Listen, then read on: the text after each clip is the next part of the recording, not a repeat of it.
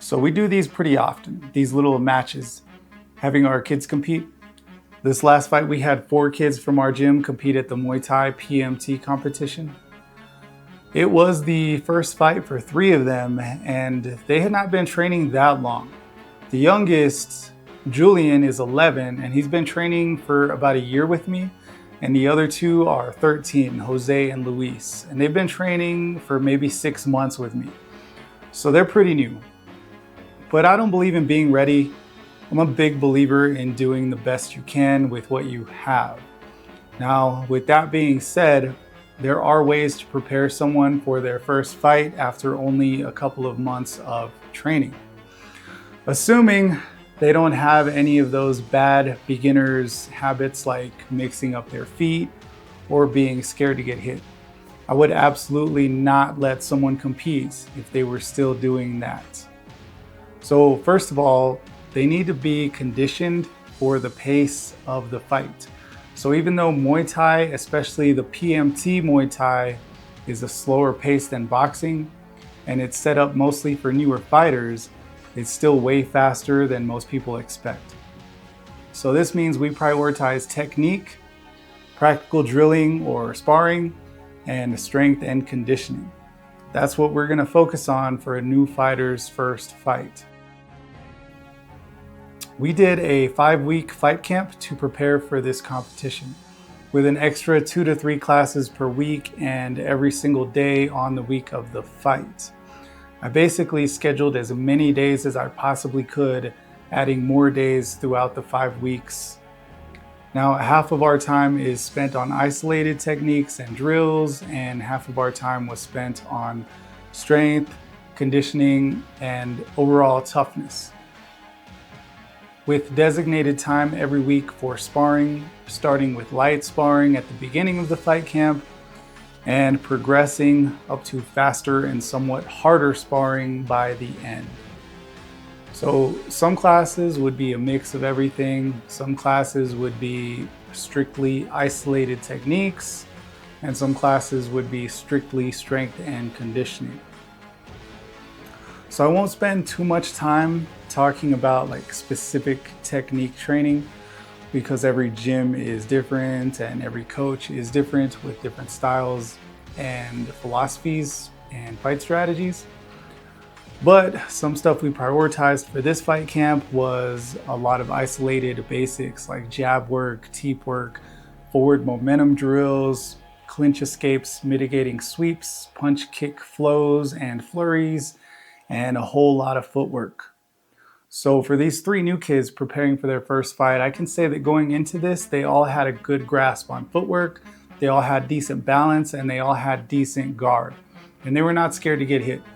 So with that, we needed to work on assertiveness and being able to follow up with second, third, and fourth offensive attacks. Now we can talk a little bit about the strength and conditioning aspect. For the 5-week fight camp, we added 2 days of running and sprints per week. And the way we do our sprints is we start with 5 on the first day, and we add 1 more sprint every day that we do sprints until the end of the fight camp, and they're at least 100 yards. After each sprint, we do 20 punches to the gut for conditioning. Now, our big workout gauntlet is a circuit of rounds of heavy sled pushes, sandbag farmer's carry with the weight on one shoulder and then the weight in the opposite hand. They do 1 walk and then alternate sides. They do jumping lunges for strength and balance.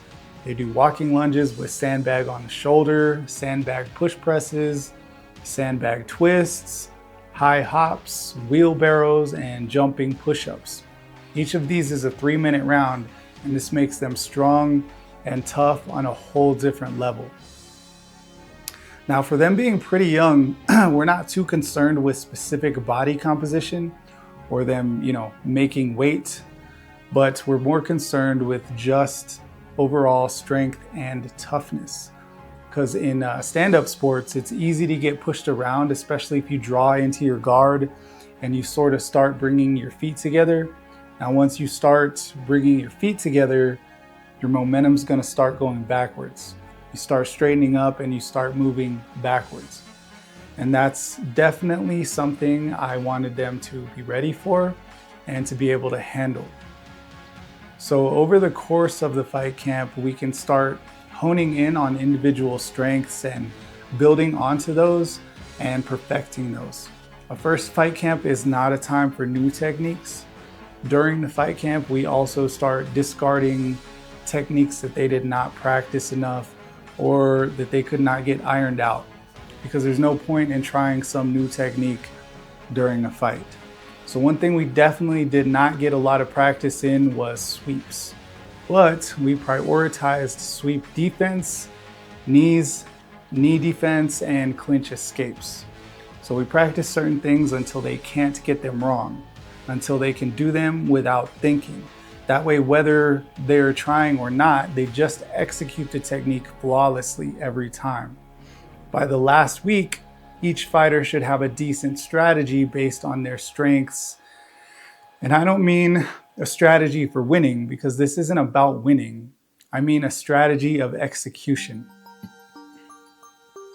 Meaning that they know what they can do very well, and their goal is to go in there and execute certain techniques the way they practice them, while nervous, while in front of all of the screaming people, right?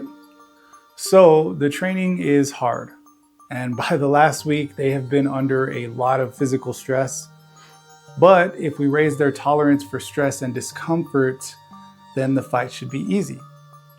Because even though PMT is point Muay Thai and it's technically for points with no knockouts allowed, they can still go really hard. And depending on the gym or the coaches, they could be super aggressive and they could be out for blood. So my goal is to make sure that my fighters can still move and perform comfortably no matter how aggressive their opponent is being. Like, it won't matter how aggressive their opponent is if their stress tolerance is so high that they can keep their composure. But I also don't want them to be passive. I want them to be at 100% speed and fluidity for the entire fight. Through our strength and conditioning, they should be able to outlast their opponents. So the week of the fight brought their hardest training days, and also some good opportunities for lessons and strategy. They were worn out this week, so we backed off on the strength and conditioning about 2 days before the fights, and we were just focusing on light drills and speed drills. Like I said, I want them to be so accustomed to overwhelming discomfort that they can function comfortably in the fight. So we finished up the week the day before the fight with some speed drills and some super fast sprint sparring. Call it sprint sparring. So to recap, a kids fight camp, especially for their first fight, work on strength, conditioning, and managing a fast pace, along with perfecting basic techniques. And by the last 6 or 7 days of the fight camp, they should be training every single day. If it's not every single day, then you're doing them a disservice. Fight camps are hard on a coach, but they should be. You should be able to put everything else in your life second, at least for the last week of the fight camp. Okay, so the day of the fight is here. I usually wake up super early, pack up a bunch of stuff, make some high carb, high sugar snacks. I usually make peanut butter, honey, and banana sandwiches for everyone. And then I drive 2 hours to the venue. For most of the amateur stuff, they don't schedule the matches until everyone is signed in and weighed in. So there's a few hours of waiting around. So while we were waiting around, I got them all together and we just went over some important stuff, did some stretching, before we started warming up. Warming up is always hard, especially when you may or may not be fighting first, but we do the best we can. And it was pretty nice having all of the parents be so supportive and helping me keep track of the matches and the gear. The kids all helped each other warm up all day, and this is how the fights went. Now, real quick, I just want to show you Jacob, our oldest fighter and the one who's been training with me the longest. This was his 5th PMT match, and he did amazing. I just wanted to show you the last few seconds of his fight where he completely let loose. He's in blue here. His fights are always super exciting. All right, so for my 3 new kids, this is how their first fights went. So Julian went first. Julian is the one in black here. He started off the first round throwing decently, but he was getting pushed back quite a bit. But he was listening to me, really good listening and paying attention. He came back in the second round, throwing and kicking really nicely, not giving up any kind of space. He really stood his ground against this guy here in the second round, and he really started loosening up, being really dominated, did everything he was supposed to, and that was just the second round. He was looking really nice. Then he came out in the third round, really taking over with speed, volume, and forward pressure. This is exactly what we trained to execute, and it's exactly what he did. He definitely overwhelmed his opponent with the pace he was going, and he took over a lot of ground. And of course, the judges felt the same. Even though, like I said, this was never about winning, he really loved being in there, and I was super proud of him. All right, so next we have Jose's fight. Jose is in black here. Jose and his opponent came out hard. This was a hard fight for Jose, and he actually got pushed around a lot in the first round also, but he kept his volume of attacks up. His opponent came out hitting really hard, and I think that surprised Jose a little bit, but his opponent looked pretty gassed before the end of the first round. Jose started taking over quick in the second round with volume and forward pressure, and his opponent didn't have much left, but he kept throwing that hard round kick. And in the third round, Jose couldn't really put any weight on his lead leg, but he was still pushing forward and throwing fast and really accurate. You can see me here yelling to push forward because he basically had it in the bag by the end.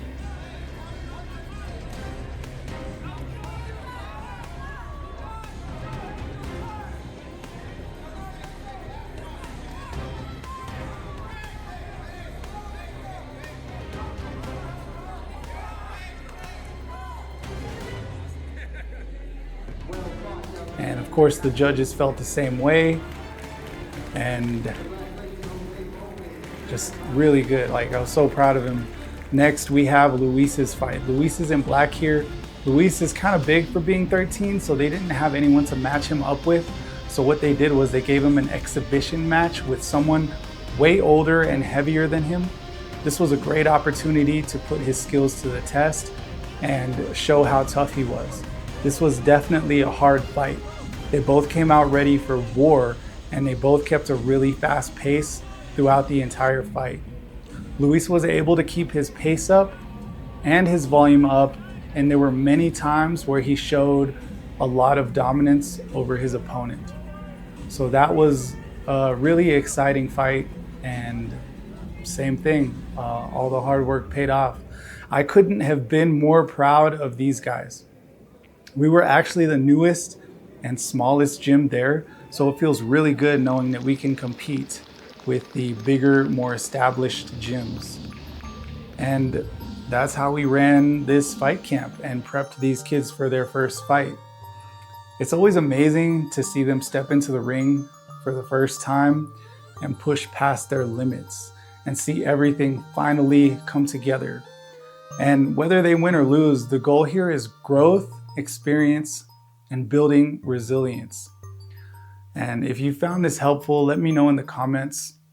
Let me know how you run your fight camps, and if you have any questions, or if you want more specific breakdowns on drills or training, let me know. I'm always putting together resources to help. And if you're thinking about starting your own gym, you should. And you should check out some of my other videos, especially how to start a boxing gym in 6 easy steps.